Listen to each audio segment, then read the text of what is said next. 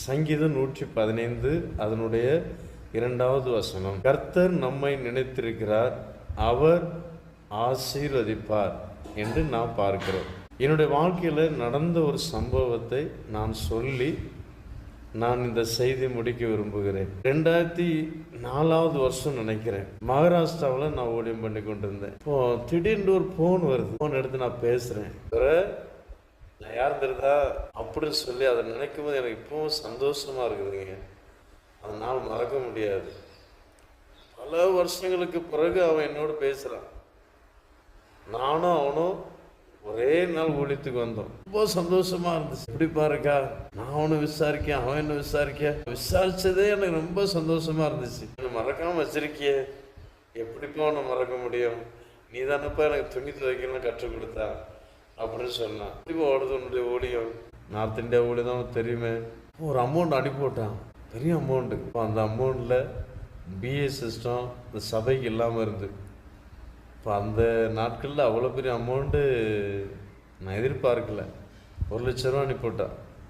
இப்போ BA system வாங்கி வச்சேன். மீதி பணத்தை சென்ட்ரு பாஸ்டருடைய கரத்தில் வந்து கொடுத்துட்டேன்.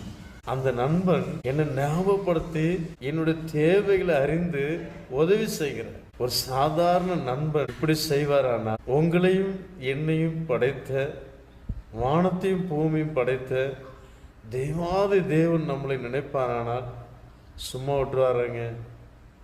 அதான் சங்கீதக்காரர் நல்ல அறிவாக எழுதியிருக்கிறார். அவர் நம்மை நினைத்திருக்கிறார், அவர் நம்மை ஆசீர்வதிப்பார். கர்த்தர் நம்மை நினைத்திருப்பாரானால் நிச்சயமாகவே அவர் நம்மை ஆசீர்வதிப்பாருங்க. எவ்வளவு வேணும் சந்தேகமே இல்லை.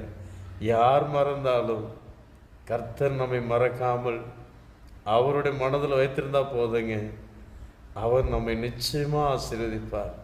யாரையாவது கொண்டு என் மகனுக்கு கொடு, என் மகனுக்கு கொடு, செய்யாத செய் என்று சொல்லி அவர் ஆசீர்வதிப்பார்.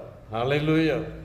இந்த வசனத்தை நீ விசுவாசிங்க, நிச்சயமாகவே கர்த்தர் உங்களுடைய வாழ்க்கையில் கூட செய்வார்.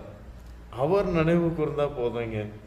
நம்முடைய சொந்தங்கள், பந்தங்கள், உடன்பிறப்புகள் எல்லாரும் மறந்தாலும் அவர் நம்மளை மறக்காம நினைவு கூர்ந்தா போதுங்க. ஹல்லேலூயா. அவர் நல்லவர், அற்புதர். ஆமென். உங்களை ரொம்ப ரொம்ப நேசிக்கிறாருங்க. அவர் ஒருபோதும் உங்களை மறக்க மாட்டார். ஆமென். God bless you.